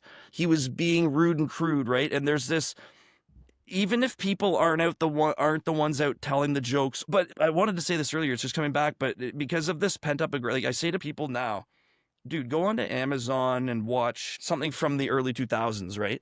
And you're talking about how it was freebies when you went on stage. And last year, one of the shows I love it, and I just finally got into it, was It's Always Sunny in Philadelphia. And I'm sitting there on my my Bowflex bike. What up, Bowflex? And Michael Palenko, this is my Bowflex body. So yeah, maybe we'll get a sponsorship out of that. I don't know. But I was watching It's Always Sunny in Philadelphia, and in the first episode, I want to say within the first 5 minutes, there's a hard R. And again, like when you look at movies retard from, like, or N-word? No, N-word. Yeah. Yeah, exactly. Which one are you talking about? And I was just like, boom.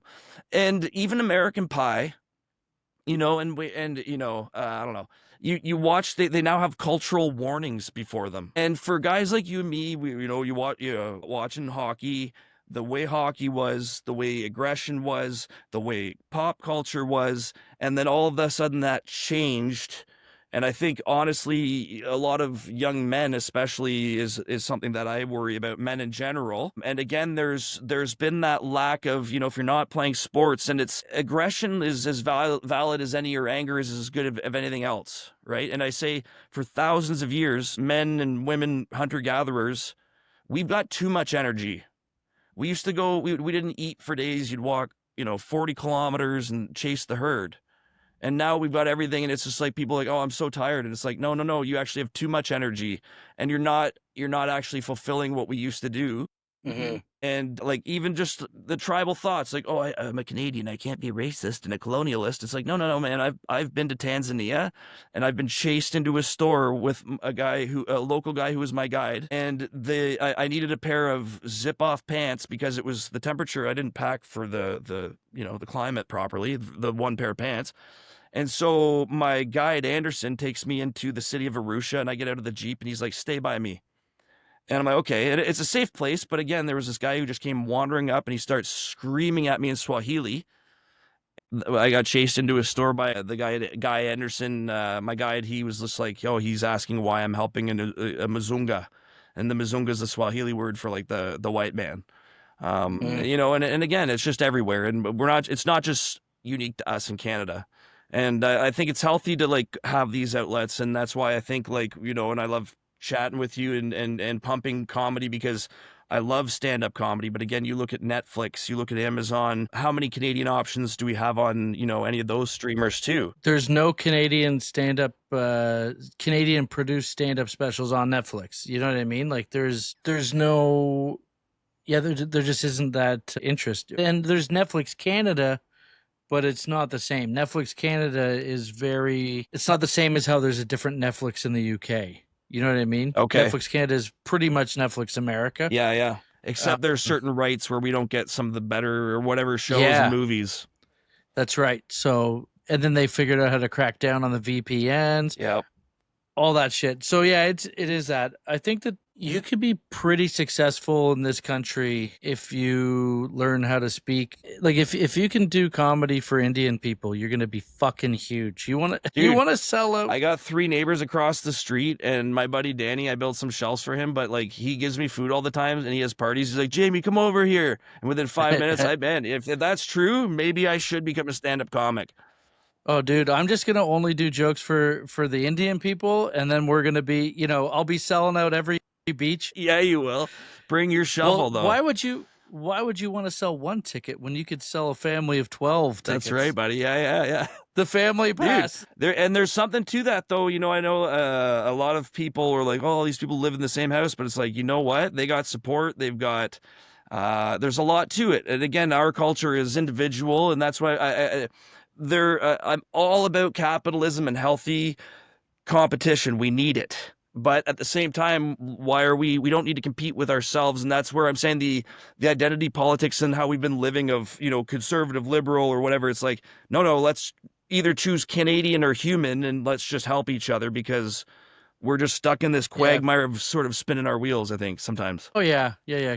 Canada, I don't know how long it's going to take to sort this shit out. Look, man, nobody gave a shit about the hip until Gord died, and it was like became trendy to like him. Honestly. Like, I mean, generally speaking, like they were everywhere and everybody knew them, but now, like, after he died, it's like it's like these grief clingers. It's like, I went to 18 shows, and I knew Gord's second cousin's plumber, and it's just like, well... Yeah. Well, guess what, buddy? I never once saw the Tragically Hip live, but I saw Gord Downey's solo, and I got blackout drunk and don't even remember the performance. So how do you like me? And I'm a huge fan of the Tragically Hip. Yeah. I love Tragically Hip. Dude, I remember sometime, I don't know if it was a post you made or something, but you made a post about Trouble in the Hen House or something.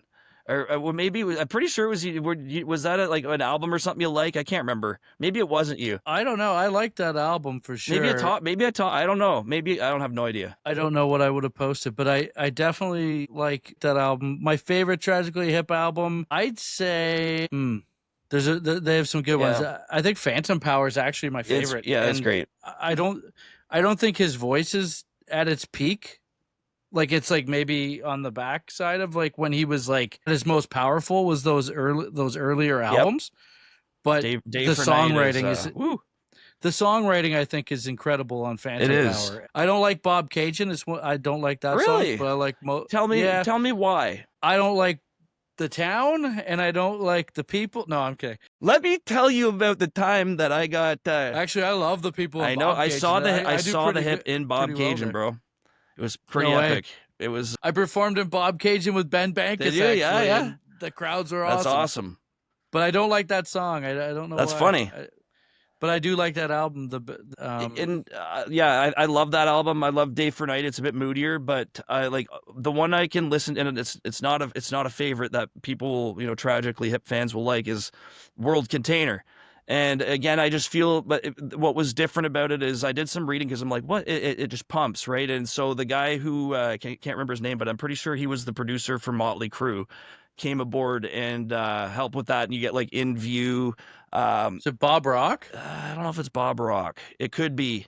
It very well could be. Anyways, he. I watched the doc. He Oh was yeah, in it, right? yeah. You're talking about the Crave documentary.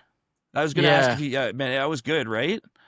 I learned a lot. Like Oh, I it's didn't know great. about all their time down in Nashville and stuff. That was like, and again, right there, like what. It was It Bob was Rock. Bob Rock Yeah. there. Yeah, good call, buddy. Way to go, way to go. But yeah, so that's why that album has such a good it's a lot more hard rock, but like Lovesick, and there's some great tunes on there. World Container is as a song, man. Lonely End of the Oh Rink yeah. was a good hit. Yeah, Yeah. They got some good songs on for that sure. album. Yeah. That's good. Day for Night is it's a good album. It was a turning point. It was big time, but like for me, I wasn't crazy about the album. I like Nautical Disaster is my favorite Tragically Hip song of all of them. That's my number one. But I don't put on that album and listen to it straight through. Like I really don't. I never really liked Grace too. Oh, really? It wasn't one of my favorites. But you know what they've put out in the last couple years that are just deadly, that you can get on Apple Music or whatever you're streaming on. But they put out the one Saskadelphia. Yeah, yes, it's like I got 4 tracks that they saved yes. from that studio that burned down. And it's great songs. And that's when his voice is at its like maximum like peak. Like it's just nothing sounds better. And then they put out one live from the Roxy in Los Angeles that's like, it's probably right before, it's right after Road Apples. Oh yeah.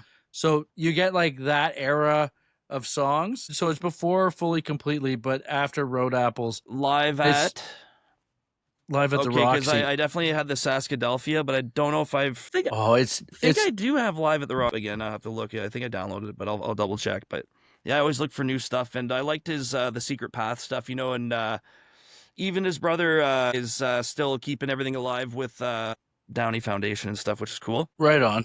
But yeah, and so next weekend is Just for Laughs. Yeah, so yeah, I'm doing the Just for Laughs Festival in Montreal next weekend. It's I'm on the Saturday night and Sunday night. So the Saturday I'm doing a show. I think it's like a JFL All Access stand-up show, and then I'm doing on the Sunday night Roast Battle Canada. I'm doing a recording for that.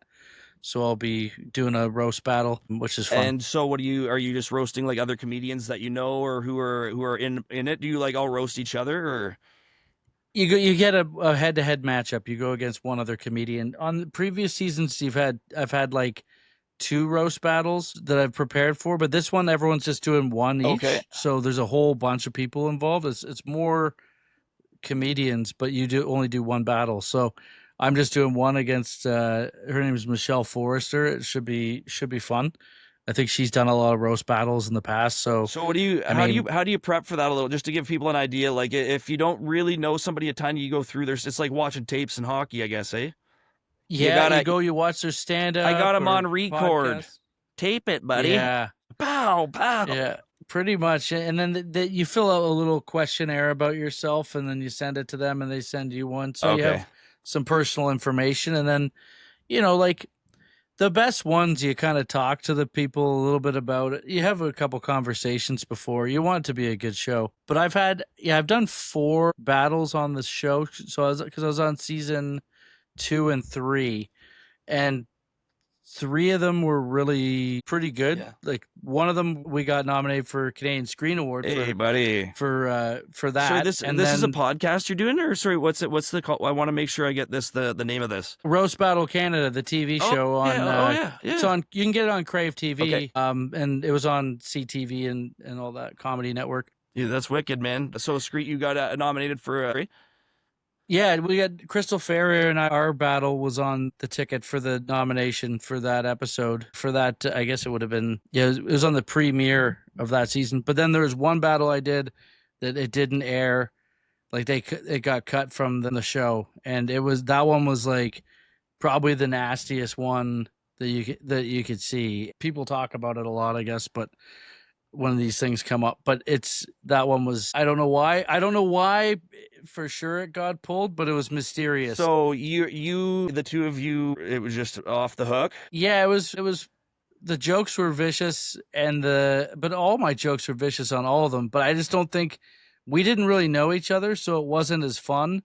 Like the other ones I'm doing with people that I'm friends with, and so we're having a good time. But I think maybe the person that I was against was trying to win, and trying to win creates a different vibe where it's like, Yeah, you know what I mean? It's not as fun.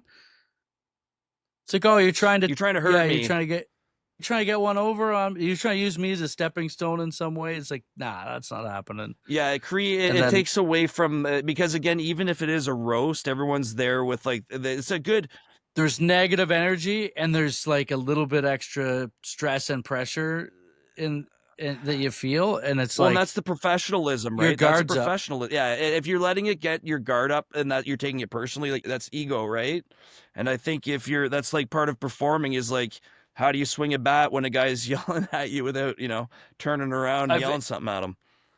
In every single one of these like roast battle type things that I've done where it's like you're going head to head with the person, and the ones where you don't know what they're going to say, or or where the person's trying to beat you, I've seen my opponent break every fucking time. Like I know when they realize they're not going to win. It's like in a fight when you've tagged someone and you're like, okay, I got this. Or and pow, you just feel it. Video. I see it in their eyes where they just like realize, oh no, like I can't. But so that's like a shark mentality, right? And that's the passion and stuff. But that's your ability to also be professional and keep the distance allows you to keep those plays moving. Right? There's certain people like there's certain things where, how do I put it? All I know is I don't really worry about what they're going to do. I worry about me being really good. If you can go joke for joke with me, with my best stuff, then you deserve to win. Okay. And I'm okay with that because I know I'm going to run a good race, something that I'm proud of. Like I'm going to be proud of what I put out, and we're both going to look good. But if I'm worried about what you're going to say and I'm start screwing up my shit, like, no, I'm just down the barrel, gonna just throw smoke, and it'll be up to me to make a mistake to lose. But quite often, the comedian isn't going to be able to go joke for joke with me. And not on the same, at a certain level, you'll see that I'm better. And therein lies the rub for that comedian as not a really true comedian, maybe in the sense of, it's like acting. The best actors is can you really become, and in that, and it's like, again, if you go into it, like, Connor McDavid, he could beat himself in his own mind, but if he knows he's the fastest player and he's done the most squats, what are you worried about? George St. Pierre. GSP, baby. You didn't beat George St. Pierre. That's right. He made a mistake. If he made a mistake, that's the only way you can win. And so that's sort of how I look at it. It's inspirational, man, and that's champion mindset. It's big. Tim Ferriss talks about that a lot, the tools of Titans. But back to a great video was, again, it's all about advertising, so who knows? But, after Colin Kaepernick got pushed out of the NFL, he came back with this big Nike ad. And take away the politics, the message is good. He talks about, don't try to be the best in your class, your school. You got to try and be the best in the world, right? And it goes back to what we talked about earlier. If you want to make the NHL, there's like 30 kids in the entire world who get to actually make it every year out of all the millions. So it's like, if you're not the best player in the GTHL, or, you know what I mean? Like that's what the odds are. And I just think, with what you're saying is, even with what I'm doing is I can't be half in it, you know? And that's it too. If you want to be in a band, that's what, you know, Sky Wallace and all these other artists are saying is I want to have a family. I'm working hard, but I'm not able to sustain maybe long term what I'm doing without being on the road all the time. So I think it's interesting, man, that I think that's something, you know, if it was like a Canadian co-op, but again, people would have a lot of profit sharing almost. I don't know. Yeah, there just isn't that one big one that like can launch you. Not in Canada. You have to like get into those American ones, and it's too bad. I don't know what would be the biggest podcast in Canada. Like, what is the in terms of numbers? Canada Land would be up there. Canada Land, yeah. CBC Gem hosts a lot, and they pay for the production of a lot of series. But again, I would say Canada Land gets a lot because they get into a ton of political stuff. But you know, when you look at the States, I think what I read something about, is it Serial? No, My Favorite Murder or one of those, Karen Kilgariff, they make like $33 million to do their show. Crazy. Yeah, right? and as soon as they like put one out, they've got, you know, it's just. But that's what when I was reading, like, I do a lot of reading about podcasting, and they're like, if you do true crime, it's like the number one thing people want, right? Yeah, and I think we got to do with my Main Offenders podcast. We got to have a true crime sort of like do that highlight reel, because we always talk about it on here. If I can like just cut out the best ones, I'll make an episode that's the best of, or just a mini series, because we always talk about the worst. Oh, we talk about the worst people in the world every week. Oh, I gotta listen. Yeah. Dude, we talk about who's fucking up in the news, and then we talk about all I was watching stupid your shit shorts. That we do. Yeah, that's what, like, and again, the last 5 years doing my PhD, I've been like in this zone, and then as this has come to life, it's like I'm putting myself back out there. I didn't want to come out swinging with, and not that I'm coming out swinging, but it's like I wanted to make sure that I had my own stuff in order before I start going out there and just blah, blah, blah, because then it doesn't work, right? Like, yeah. And finding your voice is not easy too. Like, if you want, maybe one last thing that would be cool would be like to go back to starting as a stand-up and what, you know, some of the challenges, and a lot of young kids or anybody, what you'd say about, you know, a lot of parents or kids or people are thinking, you know, the arts, there's no life, there's no way of creating it. And, you know, a lot of what we've been talking about today shows you just how hard it is. Yeah. So, somebody who wants to be a young comedian, or even me, I would love to start. Honestly, I've always thought like, I just need to put myself, but I think I'd be good at some stand up. And, you know, what would you say to somebody at any age who's like, I want to just try it out? Well, I think it's, you know, writing is so important. You have to, getting on stage is it's scary, I guess, or, you know, it's a whole process just to get to the point where you go on stage. So if you're thinking about going on stage, you know, try and write and try and refine the material to the point where it's like the shortest, most economical way of saying something from point A to point B. The longer, however long you write a joke, you can usually write it shorter. Just tighten it up, because when you first start out, you don't get a lot of time on stage. You don't get to go up there for an hour, and you may think that you're hilarious, but this takes time. It's the first 1,000 sets basically is what it takes to really start becoming good. Some people are good faster or whatever. Tim Ferriss, and again, 1,000 hours. Yeah, it's all like that. And but you just got to go out and do it.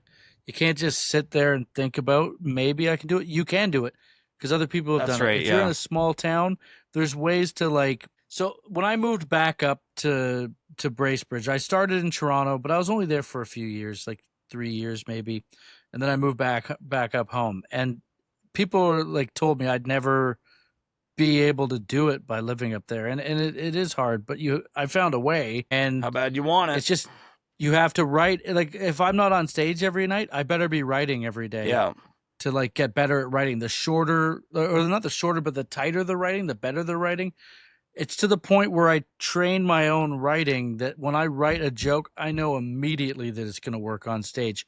That's the difference between me and other roast comics, or like people going to go into a roast, is when I write that joke, I know it's going to fucking hit. Like 99%, I know that joke's going to hit. So I'm not afraid to go up there, because when you do a roast battle, you're doing a joke that you've never done before. It's not like you got to practice this at open mics and build it up and refine it. You're doing it for the first time probably. So the fact that I know that joke's going to hit is because I've done all the You got a formula. Yeah, mechanics. yeah. I've done the You refined mechanics, it. and I know all different ways to say it, and Yeah. then I have a honed delivery. See, I was better at roasting before I was like good at like before I was like really, a better stand up. Like it was I'm on stage doing roasts, and I'm being sort of like the truest to what my stage persona should be. So because I'm just merciless, right? And I was going on these roasts where it was like the roast of the Iron Sheik, but you had all these like bigger name comics than me. I was like the unknown guy. Like you had Gilbert Yeah, yeah, Gottfried, and yeah. I mean Tony Hinchcliffe was on it. Like, but that's even before he's as big as he Yeah, is yeah, now. and But and he was if still, people don't know, you were on the roast of Ron Jeremy and Dustin yeah, Diamond, who played Screech on Saved by the Bell. yeah, all those type of things. And so I go on these roasts, and my thought process is no one fucking knows me, so it's kind of funny to be the biggest bully on the block, and I don't give a fuck about who they 'Cause are. they don't know you. And it's like I have no respect for anybody, like zero regard for like you're this person. Like, no, I am the guy that's gonna fucking end your night tonight, and everyone's gonna get hurt. And that was like the mentality. And so when I was doing those roasts, I was being like as close to my like comedy asshole persona. It was like magnified. It was like WWE. That's like a persona Yeah. that's like it's my natural self amplified. And so then I was like, how can I need to do that on stage? I need to like stop being so laid back and like kind of humble on stage. I need to bring that back because I used to be kind of like really cocky when I was early on, and it was like pretty funny. But then I was like, I need to just get like become really good at this. I need to figure out how to do this without putting on the just so that I know the material's working. It's not the The character or whatever persona, it is. yeah. Yeah, carrying the thing. I want to make sure that the jokes are really good. So I took a while where I just like got really good at like writing and like zeroing in on the material. But then once I took the what I was doing in roast and put it into my stand up, it amplified Uh, everything quite a bit more. And then I became a much stronger stand up. So because it was my persona and the material working together, yeah. it kind of synced. But with the roast stuff, it was like, yeah, I knew I could kill right away with these new jokes I've never tested because I'm living in a small town and all I'm doing is writing the jokes. I'm not up on stage every night worrying about the performance. And then I started touring more, and I really stepped it up and got much better at comedy because I was doing so many more shows. Experience. But because I took the time with my writing and never stopped writing, I always know that's how I bridge the gap from not being on stage as much. Like I don't live in a city, so I can't go on stage 5 nights a week. I got to wait till the weekend when I'm booked and getting paid to headline, and then I'm doing an hour each show. But because I have the discipline of the writing, Yeah. You're my staying in material that. is Yeah, good. yeah. My material is good faster. So and then using social media to your advantage by being, I don't live up or I'm not in the city. I can't go on stage. So I'm going to write like a whole bunch of jokes. I'm going to put them on Twitter, like, and I'm going to build my fans that way. I'm going to make my own videos and whatever. So there's things you can do. You don't have to be a stand-up comic. You can do sketches. You can do Yeah. TikTok stuff, like all that type of stuff. You can become a comedy persona outside of being on stage now. And that's an advantage, right? Because again, it's like musicians are often discovered on YouTube before they have a couple of big songs, and then boom, Nate Smith, who I met a Yeah. couple months ago, same thing. It's just that again, it creates a bigger environment from which to pull. It seems like you're in a big sea. But if you want to be a stand-up, you got to get on stage and do stand-up. If you have a big following on TikTok before you do stand-up and then you try and do stand-up, you're probably going to disappoint people. So, and that's the thing. Like, be Yep. humble and respect the guys that have been doing it longer than you. You'll learn something, regardless of how popular your base is. There's two ways of doing it. I remember Scott Thompson and Dave Foley both got into stand-up after Kids in the Hall, and it Yeah. was a little bit later. I think There's some Foley Canadian kind of culture, right? Yeah. I think Foley kind of glided into it and started at the top.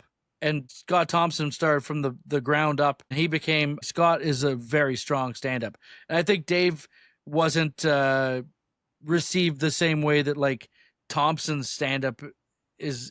I don't know. I just thought that Dave started at the top when he could have maybe taken a couple levels to tighten R- up. That's all. Yeah, yeah, And I got yeah. no disrespect. There's different ways of Right, doing it. and you can't always explain these things that where it happens for one person. That's the thing of being viral or whatever. It's like it's who knows. It's just a different medium, so you got to respect the craft. It would be like if I went into sketch comedy, I'm not going to be as good as those guys right away. Yeah, So improv like, guys, right?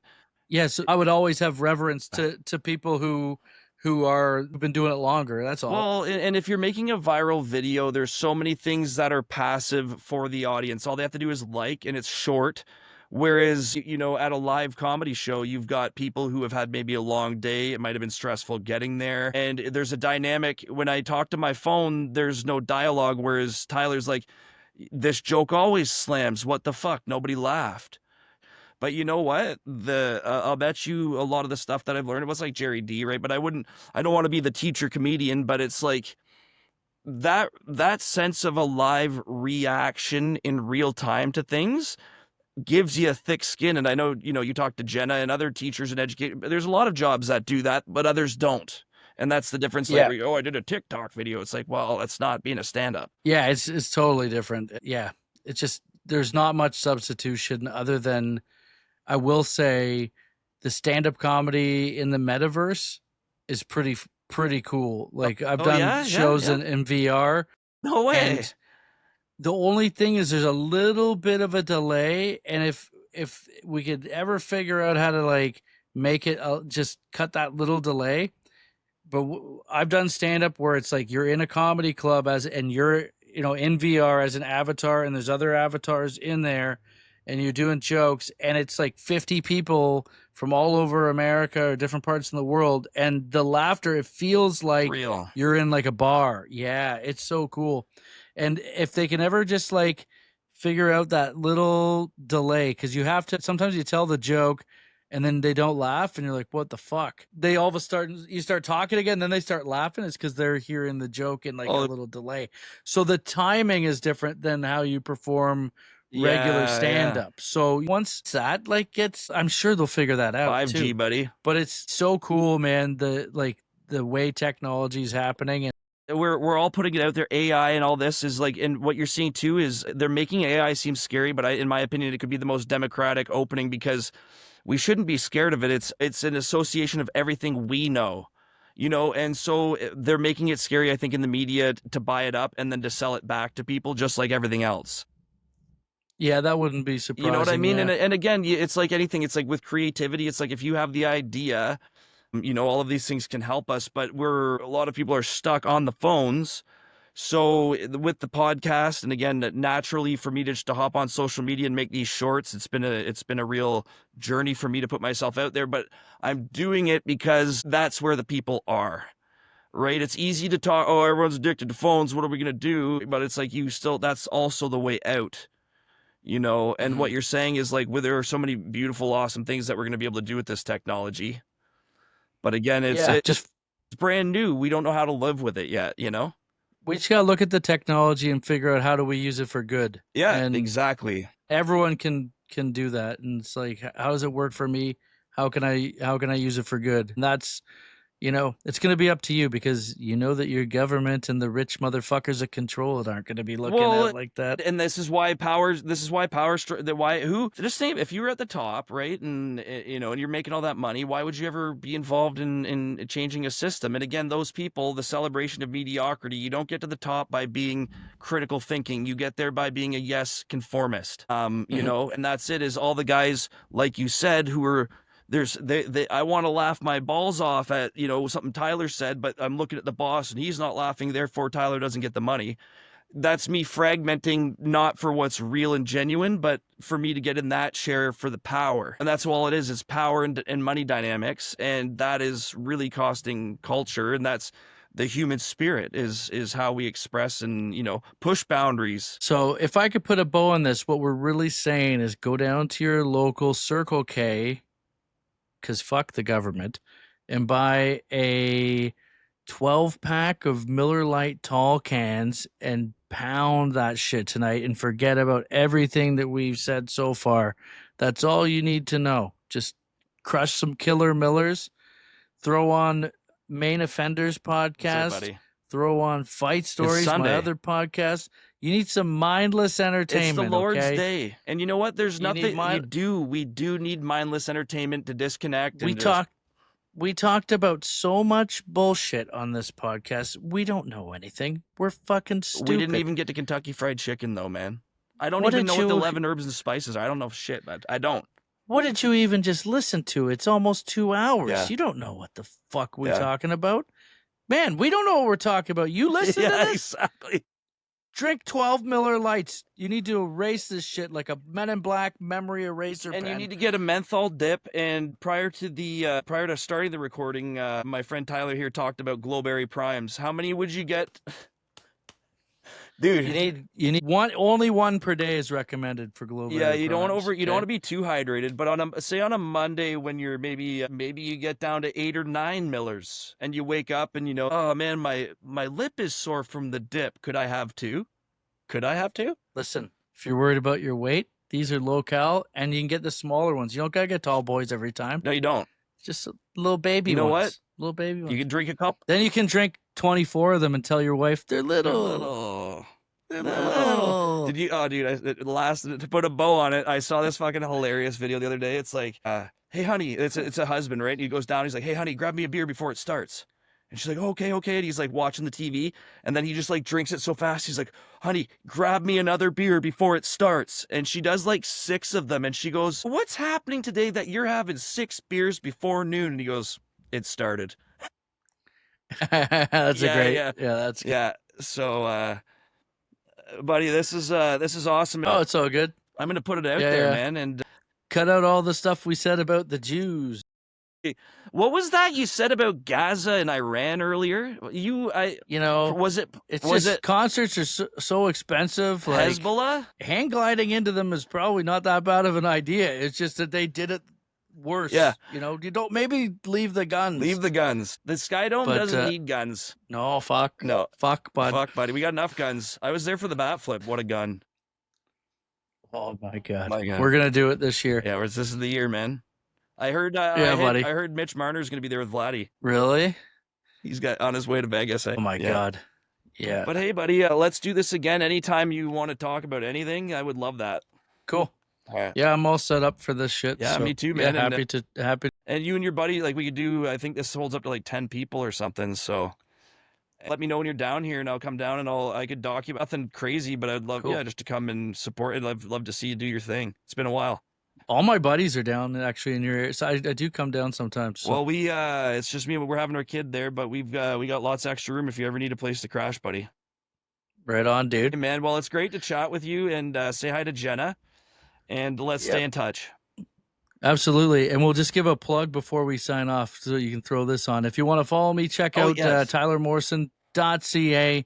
That's my website. It'll have my tour dates and all those links to the socials. You know, I'm on Instagram, Tyler Morrison 123. Follow me on all that shit. And then my podcast, Main Offenders. Go over to YouTube. It's on there. Same with Fight And Stories. I'll post this all when I post this as well. Yeah. In the credits. Yeah, just so yeah. you know, but go ahead. Yeah. And No, that's so the Main Offenders, and you have what was the fight one? That's your buddies, or is that yours too? Fight Stories. Fight Yeah, Stories. it's myself and John Moses. We interview all different types of people about all the fights they've been in. And, we've had everyone from UFC legend Ken Shamrock to local dudes. We had like prison guards and like all kinds of hockey fighters. We had Colton Orr. Oh yeah. We had Cam Jansen, like all the NHL guys. They come on and they're great. And then and we just get like just weapons like street fighters and shit like that. Just dudes that we're in a town. We're in Kingston. We're like, who's the toughest guy in this town? Find them? Like 10 people are like, yo, you got to meet Pierre. Next thing you know, we're talking with this Pierre's guy. got a vein coming out of his head. You just You got go. Actually, anyone that listens this long, you need to go to YouTube. Pierre Moore Fight Stories. It's one of our first episodes. This guy is a menace, and it's one of the craziest stories. His life story is insane. Okay, I mean, I'll watch it. Yeah, it's absolutely worth the price of admission, which is which is free. free. So Yeah, you can't beat that. yeah. And after Just for Laughs next weekend, then you said about your website and stuff and some tours. Do you got anything local going on coming up? I have one on July 26th. I'm in Eagle Lake near Halliburton doing the Sir Oh Sam's, yeah, the Sir Sam's Inn at the resort. We're doing a show there with me and Tommy O'Donnell from Main yep. Offenders and our buddy Greg Enright. So that's going to be fun. And then in the fall is when I'm going to start planning some tour dates for the fall. So watch for that coming. Beautiful. And for my own knowledge, if I were to start writing jokes to do a first stand-up act, whatever, at a live show, what would you say is like where do you start? Like like is it a joke, or should you aim to be like creating a narrative arc, or like what do you think is maybe a downfall, or what would be great strategies, things to avoid or things to embrace when you try to get ready for your, like, say, your first sort of stand-up experiences I think for I writing? think like everyday life experiences I think are good. Or if you're writing about something that's happening in the world, try and connect that to you, to your life. If you can find something that, like, if you're talking about um, let's just say, let's say you're talking about Elon Musk or whatever. Like, how does whatever Elon Musk is doing, how does that relate to you personally? And how can you find a personal experience to attach to that joke to play within? Because if it relates to you, chances are it's going to relate to them. Right. Yeah, yeah. Instead of just talking about something to talk about, make it personal. Find that whatever your personal connection is, how it relates to you. If you can make that funny and put it out there, it'll come back. You know what I Yep. mean? Because I think it's all about tapping into that personal connection to everything you're talking about. Because if you're not personally Yeah, you connected, gotta. then you don't really give a shit. And if you don't Yes. care, they're not going to And care. that's it, right? With any genuine art, right? Like it's like this. It's like your best teachers or your best hockey coach. It was like somebody who connected with you and gave you a piece of themselves, right? Like if you're up there telling Mm-hmm. jokes about things, and again, when I was starting my podcast, it's like, why did I start with history? It's because it was something that I'm like, I know this, and this Mm-hmm. connects to what I'm trying to do. Is the whole thing about history? No, it was just a way Yeah. to get out there, and start with something.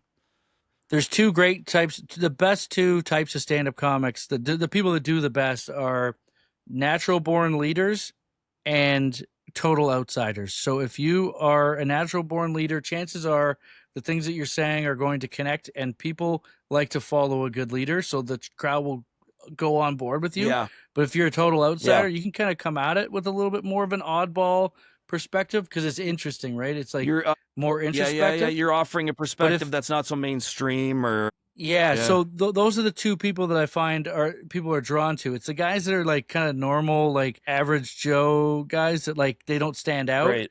You need to figure out with your writing how are you going to connect And that's if you're an average and Joe. that's knowing So yourself, right? Like and you got to be honest with yourself, and can you connect with people? Because if you don't know other people, I think you have to have an idea, and like you and I both, like with pop culture, and sort of like what you said, you can write it before you ever even hit the stage, right? Like, and that's yeah, wisdom that you've obviously gotten through experience, but also paying attention and knowing as a human what makes people tick.